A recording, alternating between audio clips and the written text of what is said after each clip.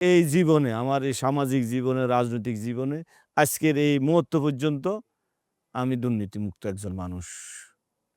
কেউ আমাকে দুর্নীতির ৳১ দোষারোপ করতে পারবে না।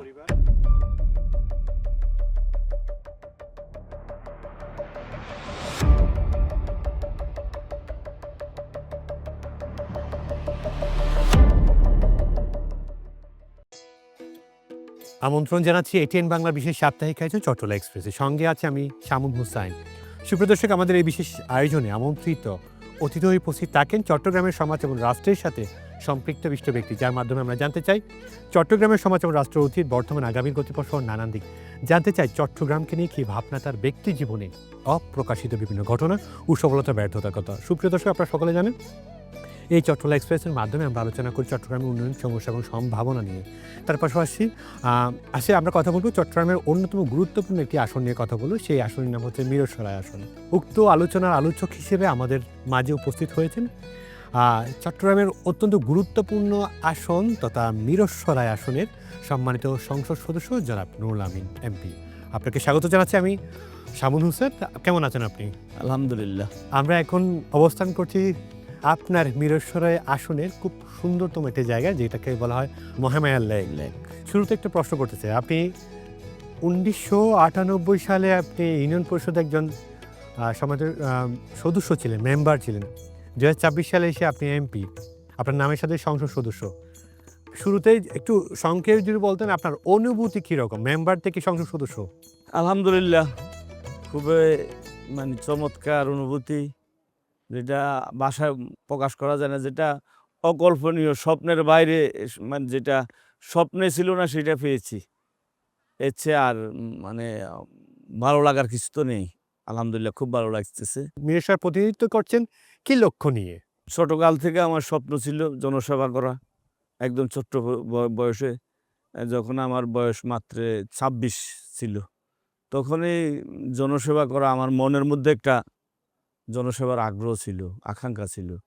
সেই জায়গা থেকে সামাজিকভাবে নিজের অবস্থান থেকে যতটুকু সম্ভব ছোট্ট পরিসরে করেছি সমাজসেবা।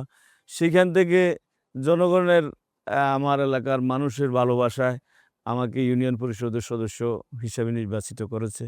সেই থেকে আমার একের পর এক, এরপর আমার ইউনিয়নের মানুষ, আমার ছোট্ট পরিসরে যখন আমার এই ওয়ার্ডে যখন আমি জনসেবা করেছি, পার্শ্ববর্তী ওয়ার্ডের জনগণ আমার কাজের প্রতি তাদের আন্তরিকতা, ভালোবাসায় তারা পরবর্তীতে সিদ্ধান্ত নিয়েছে ইউনিয়নবাসী ইউনিয়নের চেয়ারম্যান করার। সেই নির্বাচনে ইউনিয়ন পরিষদের চেয়ারম্যান নির্বাচিত হয়েছি ইউনিয়ন পরিষদের সদস্য থেকে। ইউনিয়ন পরিষদের চেয়ারম্যান নির্বাচিত হওয়ার পরে ইউনিয়ন পরিষদের আরও একটু বড় পরিসরে সমাজসেবা করার সুযোগ পেয়েছি।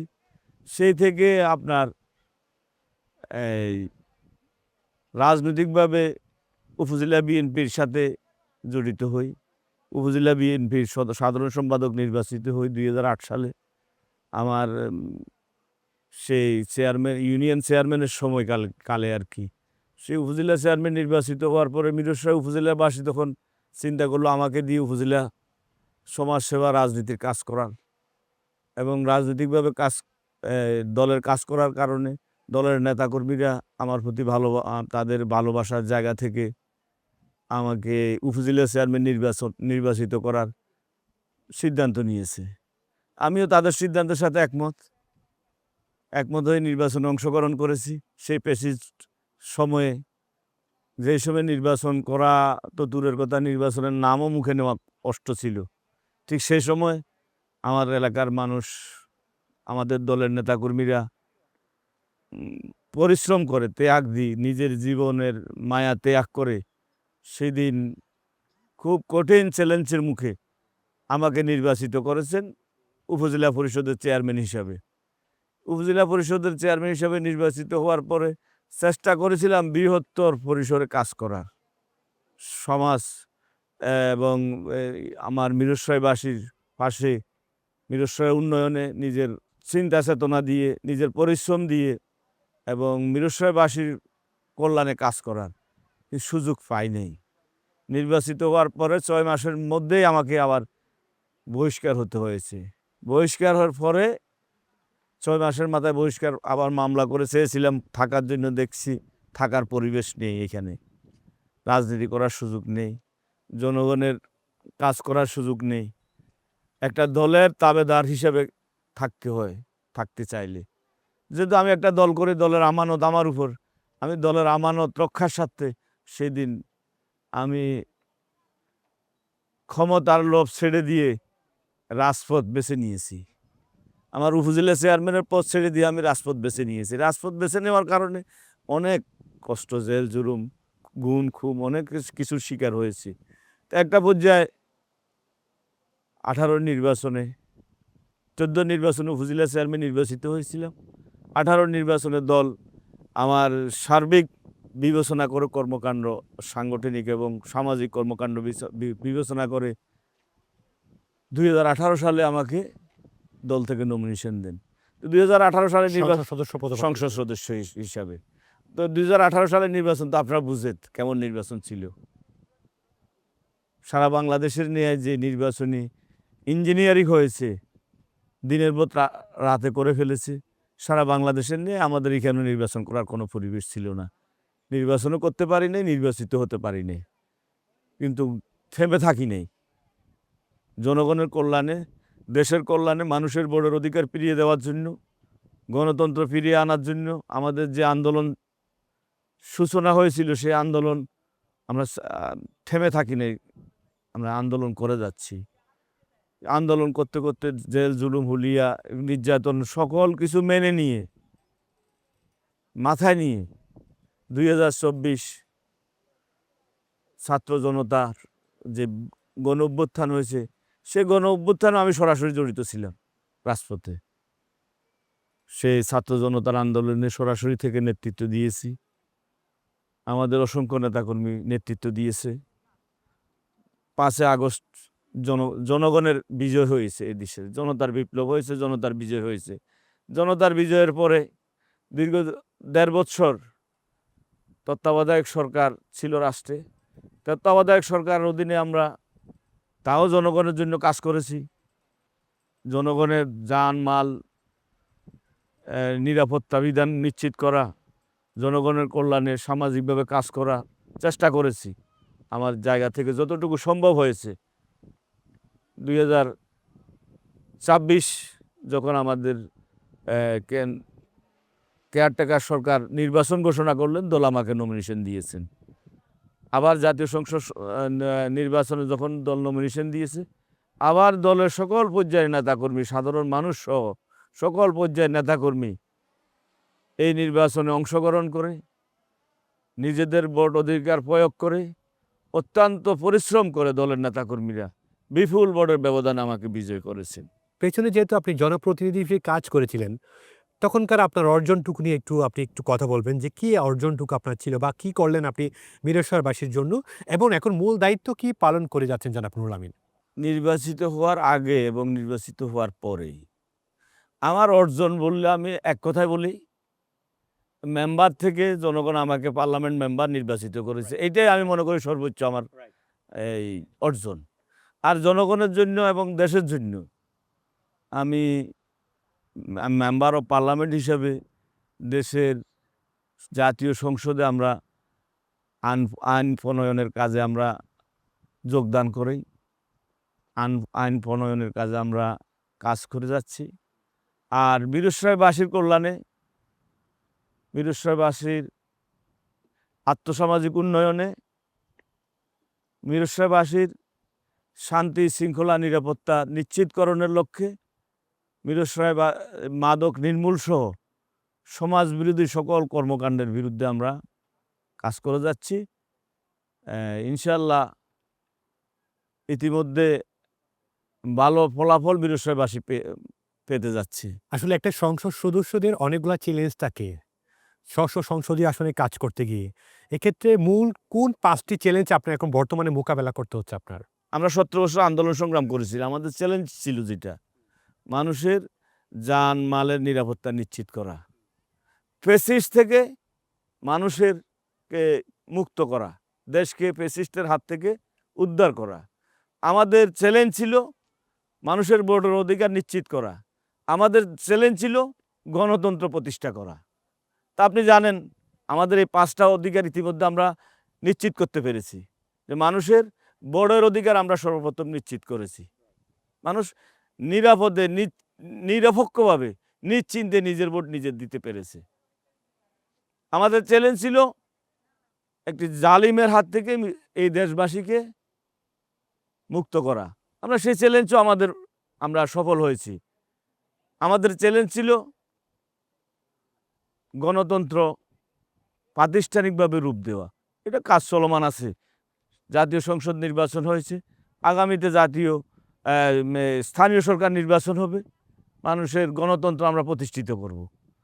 আমাদের চ্যালেঞ্জ ছিল, আমাদের অগ্রাধিকার ছিল, আমরা যে কাজ করে যাচ্ছি মানুষের মাদক মুক্ত একটা সমাজ মানুষকে উপহার দেওয়া।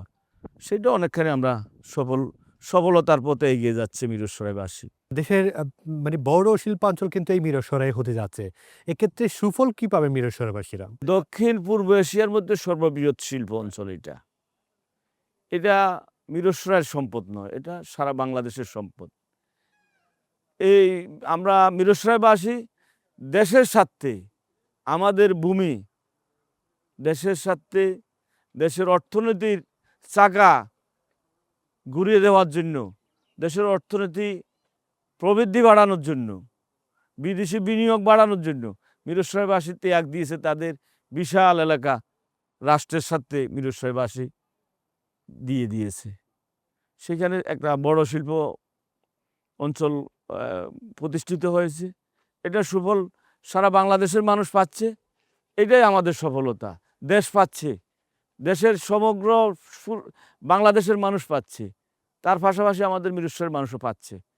আমাদের প্রথম যেটা আমাদের এই মিরসরাই থেকে বাংলাদেশের সরকার একটা মানে এই শিল্প অঞ্চলের মধ্য দিয়ে, শিল্প প্রতিষ্ঠানের মধ্য দিয়ে একটা ভালো ফলাফল পাচ্ছে। দেশের মানুষ, বিভিন্ন অঞ্চলের মানুষ এখানে এসে তাদের কর্মসংস্থানের মধ্য দিয়ে পরিবার পরিজনের উপার্জনের ব্যবস্থা করতেছে। এইটাই আমি মনে করি আমাদের মিরসরাইবাসী এখানেও তাদের একটা শান্তি খুঁজে পায়। এবং মিরসরাইবাসী পাশাপাশি আমরা যারা শিল্প ইন্ডাস্ট্রি করেছি তাদের প্রতিও আমাদের বক্তব্য থাকে, তাদের প্রতিও আমাদের আবেদন থাকে, আমাদের মিরসরাইয়ের তরুণ শিক্ষিত বেকার যুবকদেরকে কর্মসংস্থানের ব্যবস্থা করার। এই শিল্পায়নের পাশাপাশি কৃষি এবং পরিবেশ রক্ষায় আপনি কি পদক্ষেপ নিয়েছেন আসলে এই অঞ্চলে? সরকারের কাছে আমাদের একটা দাবি, সেই দাবিটা হলো, যেহেতু এখানে এশিয়ার সর্ববৃহৎ শিল্প অঞ্চল প্রতিষ্ঠিত হয়েছে, মিরসরাইকে অর্থনৈতিক এবং শিল্প অঞ্চল হিসেবে ঘোষণা করার দাবি আমাদের সরকারের কাছে আছে। পাশাপাশি পরিবেশ ভারসাম্য রক্ষার জন্য, পরিবেশ রক্ষার জন্য আমাদের সরকার, আপনি জানেন আমাদের নির্বাচনের আগে আমাদের প্রতিশ্রুতি ছিল, আমাদের নেতা জনাব তারেক রহমান আমাদের প্রধানমন্ত্রী ঘোষণা করেছিলেন 5 বছরে 25 কোটি বৃক্ষরোপণ করবে। তো এই কাজ আমাদের কিন্তু চলমান, শুরু হয়েছে। অপরদিকে কৃষকদের জন্য খাল খননের যে কর্মসূচি ছিল, আমাদের কৃষকদের জন্য খাল খননের কর্মসূচি আপনারা দেখছেন প্রতিনিয়ত চলছে। কৃষকদের জন্য আমাদের সরকার আসার সাথে সাথেই 12 লক্ষ কৃষকের জন্য 15,000 কোটি টাকা সুদ সহ আপনার এই ঋণ মকুব করেছে। এটা কৃষকদের জন্য করেছে। কৃষকদের জন্য কৃষি কার্ডের ব্যবস্থা করে দিচ্ছে। এই কৃষি কার্ডের মধ্য দিয়ে কৃষকদের ঘরে ঘরে রাষ্ট্রের সুফল পৌঁছে যাবে। আমরা কৃষকদের জন্য এই আমাদের চলমান কর্মসূচি, পরিবেশ রক্ষার জন্য আমাদের 25 কোটি বৃক্ষরোপণ সহ অসংখ্য বৃক্ষরোপণ কর্মসূচি, 25 কোটির ঊর্ধ্বে আমাদের দলীয়ভাবে সামাজিকভাবে আমরা উদ্বুদ্ধ করেছি নেতাকর্মীদেরকে বৃক্ষরোপণ করার জন্য, পরিবেশ বান্ধব ইন্ডাস্ট্রি করার জন্য, পরিবেশ বান্ধব কর্মকাণ্ড করার জন্য। বিভিন্ন অঞ্চলে কিন্তু বন্যার বা জলাবদ্ধতার সমস্যা আমরা দেখতে পাই। সেই জায়গায় এই সুন্দরতম অঞ্চলে কি আপনাদের জলাবদ্ধতার সমস্যা আপনারা দেখতে পাচ্ছেন কিনা বা তা নিয়ে কাজ করছেন কিনা আপনারা? আপনারা জানেন বিগত স্বৈরাচার সরকারের সময় তাদের দলের নেতাকর্মীরা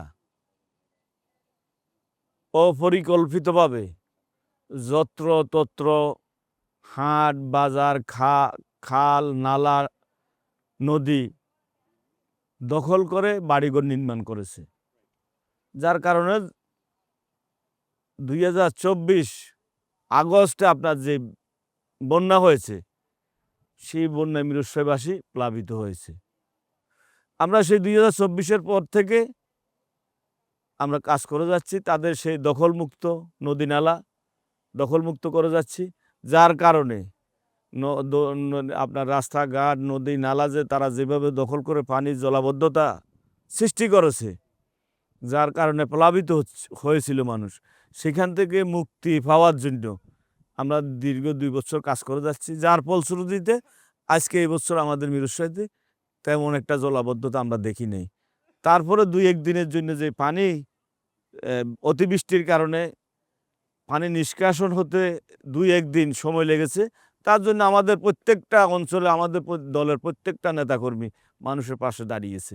আমরা কাজ করে যাচ্ছি, মনে হয় আগামীতে এই 2-1 দিনের জলাবদ্ধতা আমাদের এখানে থাকবে না, এবং আমরা চিহ্নিত করার চেষ্টা করেছি কোন কোন নদীর কারণে, কোন কোন খালের কারণে, কোন কোন বাঁধের কারণে জলাবদ্ধতা হচ্ছে, সেগুলো আমরা চিহ্নিত করে শুষ্ক মৌসুমে আমরা কাজ করবো ইনশাল্লাহ। আপনার আসনে বাসিন্দারা যেই রকম মিরসরাই দেখতে চেয়েছিল, আসলে সেই রকম মিরসরাই দেখতে পেয়েছিল কিনা বা সেই রকম কাজ হয়েছে কিনা একটু জানতে চাই আপনার থেকে। মানুষের যে স্বপ্ন ছিল সেই স্বপ্ন তো পূরণ হয় নাই বিগত 16-17 বছর। আপনার নেতৃত্বে আসলে সুফলটা ঢুকবে কিনা আপনার ভোটারদের কাছে আছে, যে তারা যে রকম মিরসরাই চায় তা আপনি তাদেরকে দিতে পারবেন কিনা জনাব নুরুল আমিন? ইনশাল্লাহ আমরা দিতে পারবো। সেটার রেজাল্ট এই আপনার স্থানীয় সরকার নির্বাচন আসতেছে, আপনারা দেখবেন জনগণ আবার বিএনপিকে মূল্যায়ন করবে, আমাদেরকে মূল্যায়ন করবে। আবার আপনার 2031-এ যে নির্বাচন হবে সেই নির্বাচনও বিএনপিকে মানুষ নির্বাচিত করবে। আমরা সুফল দেওয়া যে মানুষের স্বপ্ন, সেই স্বপ্ন আমরা যে স্বপ্ন মানুষকে দেখিয়েছিলাম সেই স্বপ্ন পূরণের জন্য আমরা কাজ করে যাচ্ছি। সেই স্বপ্ন আমাদের 5 বছরের মধ্যে ইনশাল্লাহ আমরা পূরণ করতে পারবো। ভোটারদের দুয়ারে দুয়ারে তো গিয়েছেন, আপনি কি প্রতিশ্রুতি তাদেরকে দিয়েছিলেন? মানুষকে প্রতিশ্রুতি দিয়েছি, কৃষি কার্ড করে দেওয়ার প্রতিশ্রুতি দিয়েছি, মানুষকে প্রতিশ্রুতি দিয়েছি ফ্যামিলি কার্ড করে দেওয়ার প্রতিশ্রুতি, মানুষকে প্রতিশ্রুতি দিয়েছি পরিবেশ রক্ষার জন্য বৃক্ষরোপণের, মানুষকে প্রতিশ্রুতি দিয়েছি কৃষকদের জন্য জলাবদ্ধতা থেকে জনগণকে মুক্ত করার জন্য খাল খননের প্রতিশ্রুতি দিয়েছি, মানুষকে প্রতিশ্রুতি দিয়েছি ছাত্রদের অবৈতনিক শিক্ষা পরিধি বৃদ্ধি করার জন্য ক্লাসে আপনার ব্যাগ, তাদের এটা কি ড্রেস বুট দেওয়ার আমরা প্রতিশ্রুতি দিয়েছি, স্বপ্ন দেখিয়েছি, আমরা করে যাচ্ছি। মানুষকে আমরা স্বপ্ন দেখিয়েছি মাদক মুক্ত একটা মিরসরাই গড়ে দেব। মানুষকে আমরা স্বপ্ন দেখিয়েছি সন্ত্রাস সাদাবাজ মুক্ত একটি মিরসরাই আমরা উপহার দিব। মানুষকে আমরা স্বপ্ন দেখিয়েছি আমরা একটি মাদক মুক্ত মিরসরাই মানুষকে উপহার দিব। ইনশাল্লাহ আমরা অনেকখানি আমাদের সেই কর্মসূচি আমরা সফলতার পথে নিয়ে যাচ্ছি। আমরা ইতিমধ্যে আপনারা দেখতে পাচ্ছেন দৃশ্যমান খাল খননের যে প্রতিশ্রুতি দিয়েছি, খাল খননের কর্মসূচি আমাদের শুরু হয়েছে, বৃক্ষরোপণের কর্মসূচি আমাদের শুরু হয়েছে, ফ্যামিলি কার্ডের কর্মসূচি ইতিমধ্যে এই বাজেটে আমাদের 41 লক্ষ ফ্যামিলি কার্ড করার সিদ্ধান্ত নিয়েছে আমাদের সরকার। আমরা কাজ শুরু করেছি কৃষি ফ্যামিলি কার্ড দেওয়া, আমরা কাজ শুরু করেছি আমাদের যে স্বপ্ন দেখিয়েছি কৃষকদের জন্য কৃষি কার্ড করে দেওয়ার, প্রবাসীদের জন্য প্রবাসী কার্ড করে দেওয়ার, এগুলো কর্মসূচি আমাদের শুরু হয়েছে। মানুষের ঘরে ঘরে এই আমাদের যে সেই প্রতিশ্রুতির সুফল মানুষের ঘরে ঘরে পৌঁছে যাচ্ছে ইনশাল্লাহ। এখন তাদের কথা আপনি বলছেন কিনা সংসদে গিয়ে? আমার প্রথম বক্তব্য ছিল মিরসরাইবাসীর কল্যাণে, যোগাযোগ ব্যবস্থা আর উন্নতিকরণ কল্পে রাস্তাঘাটের যে আপনার অঞ্চলে কিন্তু এখনো পর্যন্ত অনেক পল্লী রুট আছে, অনেক খারাপ রুট কিন্তু আপনাদের এই অঞ্চলে বেহাল আছে অবস্থা কিন্তু। রাস্তাঘাটের, এটা উন্নয়নের জন্য এই রাস্তাগুলো পাকাকরণের জন্য সংসদে বলেছি আমাদের মানুষের স্বাস্থ্যে মৌলিক যে কয়েকটা বিষয় আছে তার মধ্যে স্বাস্থ্যসেবা নিশ্চিত করার জন্য বলেছি। আমাদের একটি হাসপাতাল আছে, এই হাসপাতাল শয্যা সংখ্যা 50, তাকে আমরা 250 এতে উন্নতি করার প্রস্তাব করেছি। ইতিমধ্যে আমাদের প্রধানমন্ত্রী ঘোষণা করেছে 100 করার জন্য। আরও একটা হাসপাতালের আমরা প্রস্তাব করেছি। শিক্ষা খাতকে আরও উন্নতর পর্যায়ে নিয়ে যাওয়ার জন্য এবং কর্মসংস্থান সৃষ্টি করার জন্য, বেকারত্ব দূরী করার জন্য আপনার আলাদা কোনো পরিকল্পনা ছিল মিরসরাই কেন্দ্রিক? আপনারা জানেন শিক্ষা ব্যবস্থা ধ্বংস, একেবারে মানে ধ্বংসের দ্বারপ্রান্তে নিয়ে গিয়েছে। শুধু এ প্লাস এ প্লাস এ প্লাস, বুঝছেন? আর এখন কি অনেক প্রতিষ্ঠানে ফাঁসও করে না, ফাঁসের হারও শূন্য। এত বেশি শিক্ষার মান আপনার নষ্ট করেছে। প্রাইমারি স্কুলে গেলে আপনি ছাত্র নাই, এক একটা প্রাইমারিতে 100-150 ছাত্র। এটাকে যে নষ্ট করেছে শিক্ষার পরিবেশ, ওইখান থেকে এটাকে আমরা আরও ভালো করার জন্য সুন্দরভাবে এই যেতটুকু নষ্ট করেছে তাকে আগের জায়গায় ফিরিয়ে আনা, আরও ভালো জায়গায় ফিরিয়ে আনার জন্য কি আপনার আওতাধীন স্কুলগুলোতে, কলেজগুলোতে আপনি যাচ্ছেন কিনা? আমাদের জাতীয়ভাবে আমাদের সিদ্ধান্ত হয়েছে। এই যে আমরা আপনার একটু আগে বললাম, আমরা ক্লাসে ব্যাগ দিচ্ছি, আমরা ক্লাসে জুতা দিচ্ছি, ড্রেস দিচ্ছি, নাস্তার ব্যবস্থা করছি। স্কুলে ছাত্র আনতে হবে, তারপরে ছাত্রই তো নাই এখন।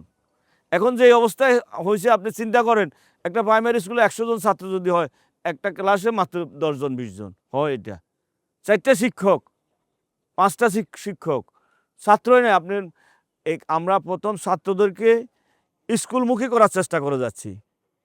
একদম আমাদের নেতা ইউরোপে ছিলেন, ইউরোপের স্টাইলে সবার জন্য সমান পোশাক, সমান লেখাপড়া মান নিশ্চিত করার জন্য উনি এই কর্মসূচিগুলো নিয়েছেন। এগুলো আমরা ওনার নির্দেশে আমরা চলমান রেখেছি। আপনি আপনার স্বাস্থ্য খাত, আপনার অঞ্চলে স্বাস্থ্য খাতকে সাজাচ্ছেন কিনা? আপনি উপজেলা হেলথ সেন্টারে আপনি যাচ্ছেন কিনা? নিয়মিত ডাক্তার বসেন কিনা? রুগীরা আসলে সেই সেবা পাচ্ছে কিনা? নাকি একটু থেকে একটু হলে refer to Chattogram medical college হাসপাতাল? উপজেলা স্বাস্থ্য কমপ্লেক্স নিজে অসুস্থ ছিল।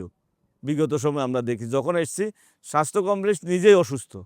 সেই জায়গা থেকে আমরা স্বাস্থ্য কমপ্লেক্স সহ সকল কিছু সুস্থতার দিকে ফিরিয়ে আনার চেষ্টা করে যাচ্ছি। সরকার যে হাসপাতাল আছে সেটা কি পর্যাপ্ত কিনা? আর নতুন করে বেসরকারি বা সরকারি কোনো হাসপাতাল আপনার প্রয়োজন কিনা আপনার এলাকার জন্য? না, এটা আমাদের পর্যাপ্ত না।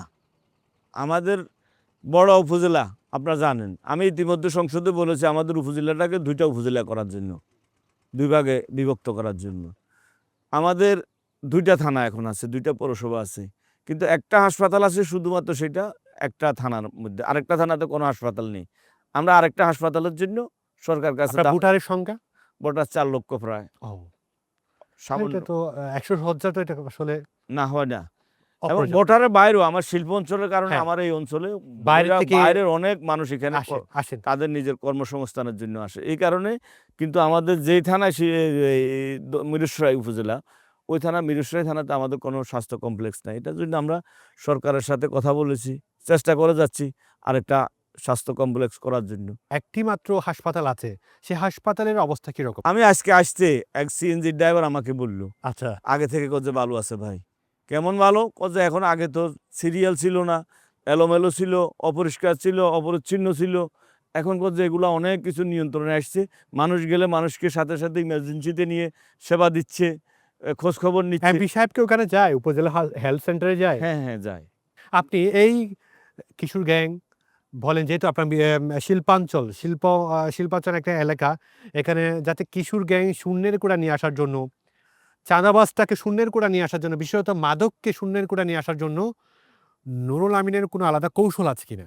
জাতীয়ভাবেও আমাদের সরকার, আপনারা জানেন ইতিমধ্যে, মাদকের বিরুদ্ধে আগে থেকে আইন আরও কঠিনভাবে আমরা সংসদে নেক্সট আমাদের সংসদে আমরা পাস করেছি। আর আমাদের জাতীয়ভাবেও আমাদের সরকার মাদকের বিরুদ্ধে 0 টলারেন্স, স্থানীয়ভাবে আমরা আমাদের মিরসরাইতে মাদকের বিরুদ্ধে 0 টলারেন্স। আমরা চেষ্টা করে যাচ্ছি মাদক নির্মূল করতে না পারলেও একেবারে নিয়ন্ত্রণের মধ্যে নিয়ে আসার চেষ্টা করে যাচ্ছি। দোয়া করবেন আমরা যেন সফল হতে পারি। আর কিশোর গ্যাংয়ের কথা যেটা বলছেন, এটাও ন্যাশনাল সমস্যা। মিরসরাইতে কিশোর গ্যাং বলতে আসলে ওইরকম কোনো কিছু আমরা এখনও আমাদের খুব বেশি চোখে পড়ে নাই। দুই একটা ছেলেপেলেরা কোথাও যদি এরকম আড্ডা করতে চায়, আমাদের আইনশৃঙ্খলা বাহিনী এবং আমাদের দলের নেতাকর্মীরা তাৎক্ষণিকভাবে এগুলা তীক্ষ্ণ নজরদারির মাধ্যমে অনেকখানি ছোট করে নিয়ে এসেছে। আইন শৃঙ্খলা পরিস্থিতিকে স্বাভাবিক রাখার জন্য যারা কাজ করে প্রতিনিয়ত, তাদের সাথে সবসময় সমন্বয় করে কাজ করেন কিনা, বা তাদেরকে আপনি নির্দেশনা ঠিকমতো দিচ্ছেন কিনা আসলে? না, ওরা তো আমাদের সরকারের একটা অঙ্গ প্রতিষ্ঠান। রাইট।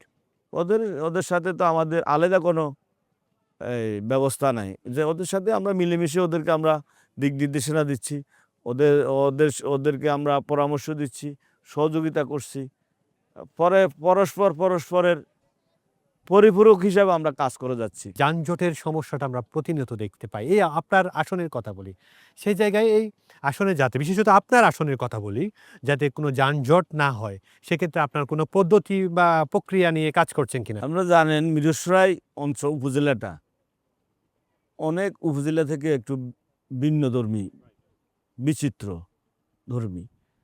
একদিকে আমাদের সাগর, আরেকদিকে আপনি দেখছেন পাহাড়। পাহাড়, মাঝখানে সমতল ভূমি। এই সবুজ শ্যামলা একটা সুন্দর পরিবেশ মিরসরাই, যেটা অন্য কোনো উপজেলা থেকে, অনেক উপজেলা থেকে ব্যতিক্রম। এই বাংলাদেশের একমাত্র লাইফ লাইন। এটা শুধু মিরসরাই না, আপনি যে যানজটের কথা বলেছেন, এটা মিরসরাইয়ের বিষয় না, বাংলাদেশের অর্থনীতির জন্য লাইফ লাইন হলো যে কি এই মিরসরাই উপর দিয়ে ঢাকা চট্টগ্রাম টাং রোড। এটাকে আরও অনন্য সৌন্দর্য দিয়েছেন ঢাকা চট্টগ্রাম রেলওয়ে। দোনোটা মিরসরাইয়ের বুকের উপর দিয়ে গিয়েছে। রাইট। এই কারণে মিরসরাইয়ের কিন্তু গুরুত্ব অন্যান্য উপজেলা থেকে আরও অনেক বেশি, যার কারণে এই আমাদের হাইওয়ে, আপনি যে যানজটের কথা বলেছেন, যানজট নিরসনের জন্য ইতিমধ্যে আমি আমার সংসদে বক্তব্যের মধ্যে বলেছি, বাংলাদেশের প্রাণকেন্দ্র চট্টগ্রাম এবং এই লাইফ লাইন সাথে আমাদের চট্টগ্রামের সাথে বৈষম্য করা হয়েছে বিগত সময়। আপনার উত্তরবঙ্গে আমরা দেখেছি অনেক জায়গায় 10 লাইন করে ফেলেছে, যেখানে কোনো প্রয়োজন ছিল না। কিন্তু এই চট্টগ্রাম, ঢাকা চট্টগ্রাম, এটা সর্বাগ্রে দরকার ছিল রাষ্ট্রের স্বার্থে। এই যানজটের কারণে যথাসময় মাল ডেলিভারি দিতে পারে না বিভিন্ন প্রতিষ্ঠান, যার কারণে লক্ষ কোটি টাকা লস হয় মানুষের। এটা অতি দ্রুত সময়ের মধ্যে 10 লাইনে উন্নতিকরণ করে যানজট নিরসন, মানুষের যথাসময় মানুষের পণ্য সামগ্রী বন্দরে পৌঁছে দেওয়া, নিয়ে আসা, এটা নিশ্চিত করার জন্য আমরা 10 লাইনের প্রস্তাব আমি নিজে আমার বক্তব্য দিয়েছি। এরপর আমাদের যোগাযোগ মন্ত্রী উত্তর দিয়েছেন, উনি এক নেকে এটা আমাদের ঢাকা চট্টগ্রাম হাইওয়েকে যানজট মুক্ত করার জন্য 10 লাইনে উন্নতি করবে। কেমনতর মিরসরাই আসন দেখতে পাবে আগামীতে? আমাদের প্রতিশ্রুতি ছিল মানুষের জানমাল নিরাপত্তা নিশ্চিত করা। 5 বছর পরে মানুষ বিবেচনা করবে আমরা কতটুকু করতে পেরেছি। আমাদের প্রতিশ্রুতি ছিল মাদক মুক্ত মিরসরাই গঠন করা। মানুষ 5 বছর পরে বিবেচনা করবে আমরা কতটুকু পেরেছি। মানুষ সন্ত্রাস চাঁদাবাজ মুক্ত মিরসরাই করার ঘোষণা দিয়েছি, মানুষ বিবেচনা করবে 5 বছর পরে কতটুকু পেরেছি। অনেক সমস্যা কিন্তু এই মিরসরাই আসনেই আছে। আপনি জানমালের নিরাপত্তার পাশাপাশি এগুলো আপনি দেখবেন কিনা, যেসব সমস্যা এখন ভুগছে বর্তমানে? হ্যাঁ, এগুলো তো আমরা দেখে যাচ্ছি, করে যাচ্ছি। এর মধ্যে আমরা নতুন করে আমি যোগ করার চেষ্টা করতেছি, ফটিকছড়ি এবং মিরসরাই এই পাহাড়ের মাঝখান দিয়ে একটা রাস্তা, একটা আঞ্চলিক মহাসড়ক নির্মাণ করার জন্য, যাতে করে এই পাহাড়ি অঞ্চলটা আমরা অর্থনৈতিক অঞ্চলে যেন আমরা রূপান্তরিত করতে পারি। এটা আমাদের লক্ষ্য আছে। মিরসরাই এবং ফটিকছড়ির মাঝখানে পাহাড়ি অঞ্চলের মাঝখান দিয়ে একটা আঞ্চলিক মহাসড়ক করার, রেলওয়ের পাশ দিয়ে একটা আঞ্চলিক মহাসড়ক করার, এগুলো মেগা প্রকল্প অনেক। আঞ্চলিক নির্বাচনগুলো যেহেতু খুব চ্যালেঞ্জিং হতে যাচ্ছে, সেই জায়গায় আপনি তো শুধু আপনার দলের এমপি না, সকলের এমপি। এই নির্বাচনকালীন সময় যাতে সুন্দরতম একটা পরিবেশ থাকে মিরসরাইয়ে, সেটার জন্য আপনি কাজ করছেন কিনা, যেহেতু আর 2-3 মাস পর নির্বাচন? নির্বাচনের পরে, বিশেষ করে জাতীয় সংসদ নির্বাচনের পরে এই বাংলাদেশে যে সহিংসতার একটা ইতিহাস ছিল, নির্বাচন পরবর্তী মানে একটা সহিংসতার ইতিহাস, নির্বাচন পরবর্তী দখল বেদখলের ইতিহাস, নির্বাচন পরবর্তী চাঁদাবাজের ইতিহাস, নির্বাচন পরবর্তী খুন, হত্যা, অগ্নিসংযোগের ইতিহাস। তা আপনারা দেখছেন এই 2026 12 ফেব্রুয়ারি নির্বাচনের পরেই একমাত্র মনে হয় বাংলাদেশের ইতিহাস প্রথম।